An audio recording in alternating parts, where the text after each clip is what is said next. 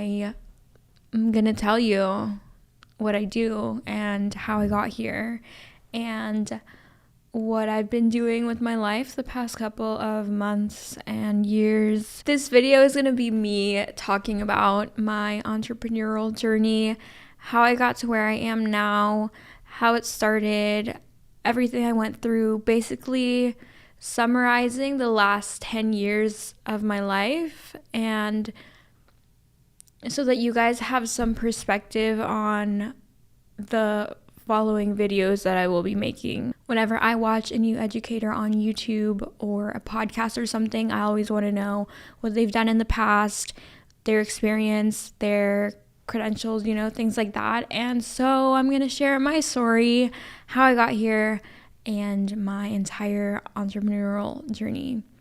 I've been self-employed now for about 10 years. I started my first business when I was 14 years old. It was a t-shirt business. I created a design that I wanted on a t-shirt, and then I sent it to order, and then I sold them through Instagram. So that was my first encounter with social media marketing. A lot of you guys have seen me on Instagram. Maybe you've met me in person. I have a podcast that this will be posted on called Tough Luck Podcast. I like the term tough luck because I feel like a lot of things in my life I had to figure out myself. It was just kind of like, tough luck. That's why the name stuck with me. Growing up in an era where Instagram was so new, where people would literally only use it for photography, and everyone thought they were a photographer, and they would use the Instagram filters to upload their work. And I got the idea to start my first t-shirt business from the Vans Warped Tour. I would go every year. I was obsessed with all of the bands that played the Vans Warped Tour. It was a whole thing that I would wait all year to go and spend my money on band merch. I had been involved in music all my life, singing and playing guitar since I was very little. And I wanted to find a way that I could be a part of this festival and other local festivals without playing in a band, because even though I was in a band, I wasn't really seeing it advance to be anything at that moment. I was just doing it for fun, and I didn't realize the business of being a band until later. So I was like, how do I get involved in this music festival? I basically started a t-shirt brand, and I started vendoring at other music festivals. I ended up getting on the Vans Warped Tour for one of their dates, and then I started selling my t-shirts on Instagram. Basically, I was just very creative, and I wanted ways to be able to be creative and still get paid for it and still be a part of the scene. At this point in my life, I was working a almost minimum wage job, getting paid $8 an hour at a sandwich shop. I would save up. I quickly realized that maybe if I created the product myself instead of ordering it from another company, that I would have a higher margin. I would go to school. I was in high school. Then I would go to work afterwards. And then on the weekends and nights, when I didn't work, I would work on my t-shirt brand. And I taught myself how to screen print in my mom's garage. It was a whole thing that I was literally developing this screen printing process I would then use to produce my products. But it was a very intense, and if you've ever tried to screen print, it has a huge learning curve, and especially because you need specific equipment that is not cost friendly if you're a 14-year-old girl. And so basically that's what I would do, and sometimes I would get together with some other friends that would be interested in screen printing, and we would screen print together and figure it out. I never had any really doubts on if it would work or not, and I think that's what separates me from a lot of people, is that we as adults have limiting beliefs that we put on ourselves. And I think from a younger age, I never thought that I couldn't do anything. I always believed in myself. If you're not subscribed yet, make sure to hit subscribe, because some of the videos that I will be posting will be talking about basically the mindset that it takes to learn a new skill, to be productive, to manage your time, and things like that, from all of the things that I've learned through the last decade now.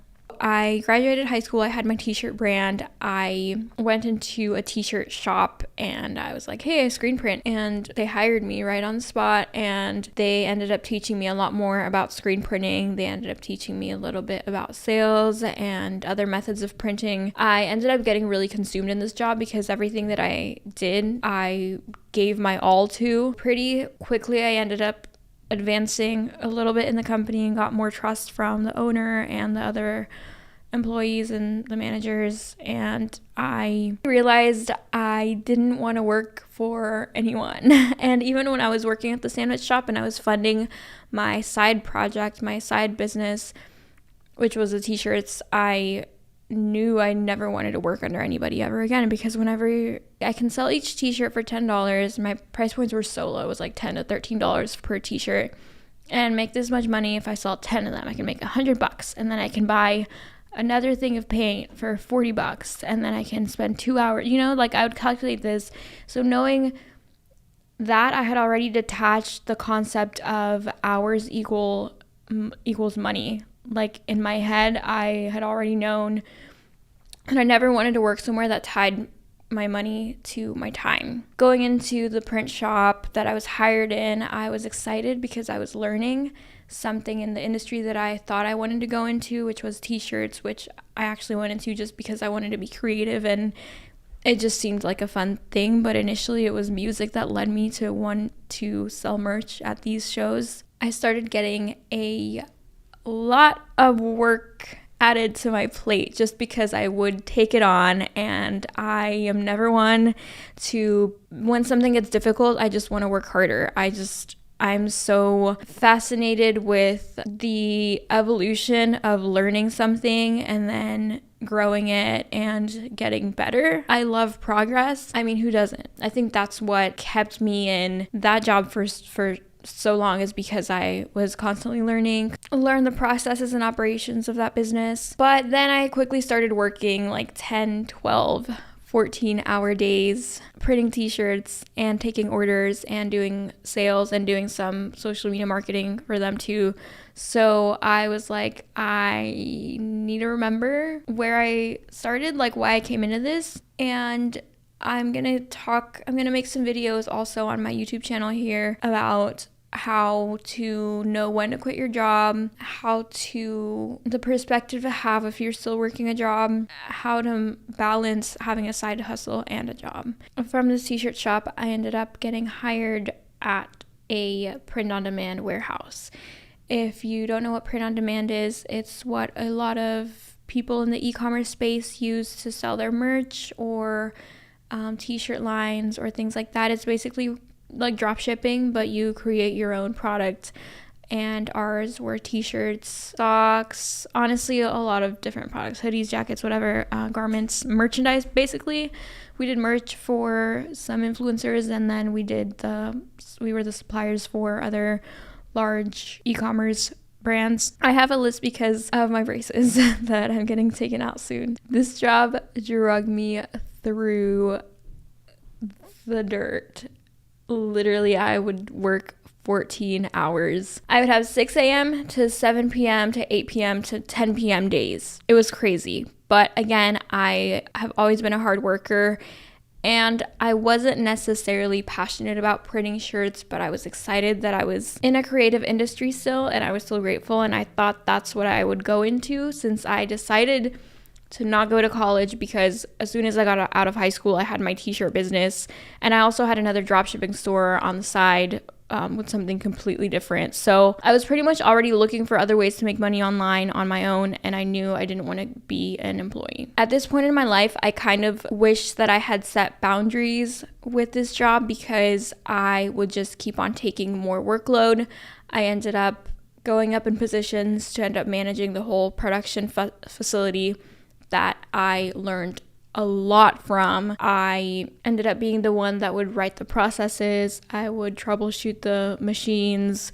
I would train people. I would think of ways to make everything more efficient, and I would also handle some of the accounts for the influencers, also help with design work, and every day I would make sure every single order got out the door, and then I would schedule the orders again for the next day. So I pretty much had to really tighten up on my time management skills because I was managing around a team of, I think, 13 people max. It was always minimum like 5, but it was ranged from 5 to 13 people because of people would come in and out, so, and managing people was a skill that I am so glad that I got to experience that, because now working in teams in my life, like in my own business and delegating and things like that, I've just learned something that I learned the skill of managing people that I wouldn't have been able to otherwise. So I'm very grateful for that.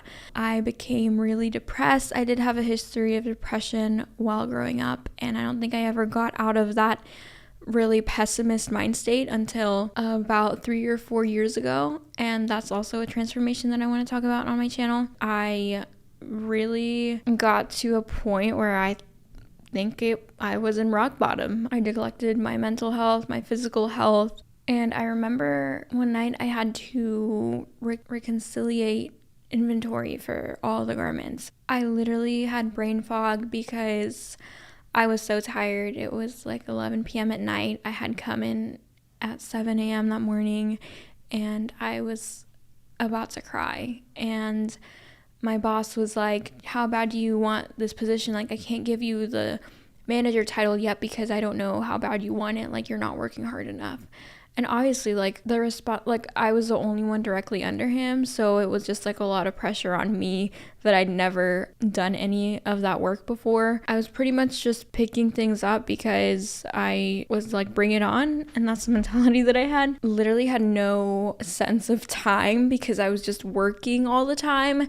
My boss would applaud me when I didn't take a lunch break because I was still working. And that's when I was like, okay, this is a really toxic work environment and I need to quit. So I quit cold turkey. I did not have any savings. I kind of just got to a breaking point where I was like, I can't come back. And I left. I told him I need to leave for my mental health. Like, this is just a lot. I mean, I had like 3 months of rent saved up, but it was not enough to live off of. I started doing affiliate marketing on Instagram where I would promote other people's products on my Instagram. If they purchased, the company would give me a percentage.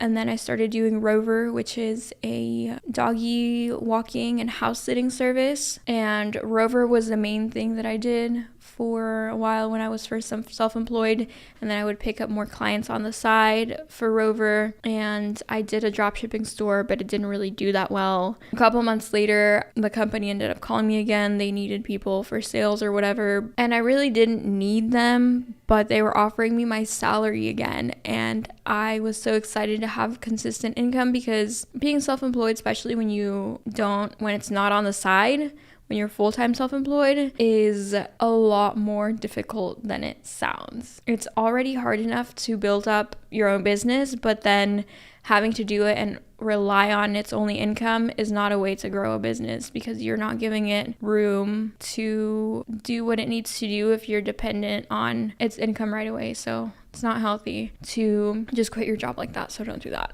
I ended up going back to this job. They ended up making me sales manager, and I ended up learning all of the sales processes, ended up managing a team overseas, and that was a cool experience that I'm glad I got to experience too. So, I mean, it was for a reason. I learned a lot with these companies, even though it almost broke me, but I think we grow in those situations. I don't think I would be who I am today if I hadn't put myself through hell for these companies, because now I know what I'm capable of and what I can put myself through with my own companies. I quit my job November 2018, and then again in March, I believe, 2019, because it ended up getting really rigorous again. They would basically want me to be there all day, want me to work all day, give them all of my time, and I just couldn't. At this point in my life, I had around 7 streams of income, and I thought I was doing the thing. I thought I was making it. I thought everyone says you have to have 7 streams of income in order to be wealthy. They looked good on paper, right? But really, I was spreading myself so thin that I didn't really have a direction I was going in. I was just trying to make money to live. My 7 streams of income, let me hope I remember off the top of my head because I don't have notes for this, but it was Rover. Then I did Forex for a little bit. I was in an MLM for like 2 months and I left and I started trading on my own. I was modeling, so sometimes brands would hire me for a music video or to model their clothes. I was doing freelancing services for media through Upwork. I would take on clients to do social media marketing for them because that's something that I had also done for the previous companies that I had worked for and myself. And I did affiliate marketing. And I started live streaming on Bigo Live. A lot of these I mentioned in my 7 ways to make money online. But the problem with this is that I wasn't going full force on any one individually. I was pretty much just doing all 7 for a little bit each day and wondering why none of them were growing. Like, it was so slow. Was barely making any money. For some reason, I thought that was the way to go. I was really just wasting my time. Being self-employed the first year, I think, is all trial and error. You realize that it's really not what you think it's going to be. You have to learn to self-manage. You have to learn to have self-discipline. Not even that, just like transforming your identity to really being on what you want to be, and also having clarity on your future and what you want your business to be. Couldn't go back to work because my green card was expired. So I was relying on all of these freelancing things to make money from. I really just wanted to make it work. I think in the future, I have multiple streams of income now, but most of them are passive, and my active income ones, I only have 2 that I work on full time because the rest I don't do it if I need to spend more than like 2 hours a month on them. As soon as you become self-employed, everyone wants you to help them on their project. I had people that I had worked with previously, like companies that I worked with before, or old bosses, or even people that had their own companies be like, oh, I want you on my project. I want you to do this and I want you to do that. And because they knew how hard I worked, this whole time I was always posting about self-improvement, and because I went through a huge personal transformation through all of this, and so they just knew that I was a good person to have on their team. I pretty much got carried away with helping other people with their projects, and I ended up realizing I wasted so much time and none on myself in developing a sustainable business for myself. I've always wanted to be in the entertainment industry, so someone would go ask me to be in their short film and I would say yes. I regret saying yes to all of the things that I thought would help me whenever I should have just been head down making a business plan. I would always think all I need is 2 months to make my YouTube channel profitable. All I need is a blank amount of time to make my podcast profitable. But it just doesn't work that way. I think I had to do a lot of freelancing for me to even feel like I was making decent money. I also started wholesale selling on eBay, where I would buy products wholesale and then sell them on eBay, but something ended up going really wrong with that, and the person I was working with ended up lying to me about the product being counterfeit, and then there was a whole scandal that I actually have a podcast episode on. It's called How I Lost My First 10K, and that tells that story if you want to go check it out. But after that, I was literally had maxed out all my credit cards. I was paying my rent with credit cards that I would pull the cash out of and then pay my rent. So that happened about a year, around 6 months to a year into my self-employment full-time journey, and it was the most stressful time of my life. I realized that routines didn't work for me, how routines ended up really holding me back from being productive. Also, I ended up realizing I hated freelancing and doing media for other people, social media marketing, but that's what my business was at the time. So now my business is running my own social media brands, and I have a couple that are doing really well, and I'm excited to now work on my passion project, which is this channel, my self-improvement channel, and just build a community where we can uplift each other, and I can tell you all the mistakes I've made so that you don't make them. Because whenever I was going through my self-employment journey, I would watch YouTubers, and that's what would keep me going, is seeing their progress and seeing where they started and their analytic reports and their income reports and their multiple streams of income and ideas. And so that's what I want to do with this channel, because that's what helped me, and I want to help people do what I did, because I know everyone's capable of so much more than they think they are, and everyone has all these dreams, and a lot of people don't end up doing anything about their dreams, and then they just grow up and let life pass them by, and then they're old, and then you're like, where did my dream go? And I wanted to live for something else, not for this. And my braces are in the way. And I'm so excited to finally be back on the self-improvement content, and not just content for other companies that I didn't enjoy making. But I think it's part of the self-employment journey is being a freelancer, unless you keep your job, keep doing your job, and then build your side hustle on the side. But we'll talk more about that later. If you subscribe to my channel and subscribe to my podcast. Thank you so much for listening. Again, my name is Desanti Cardin, and that is at Desanti Cardin on all social media platforms, but I'm mainly only active on Instagram and YouTube.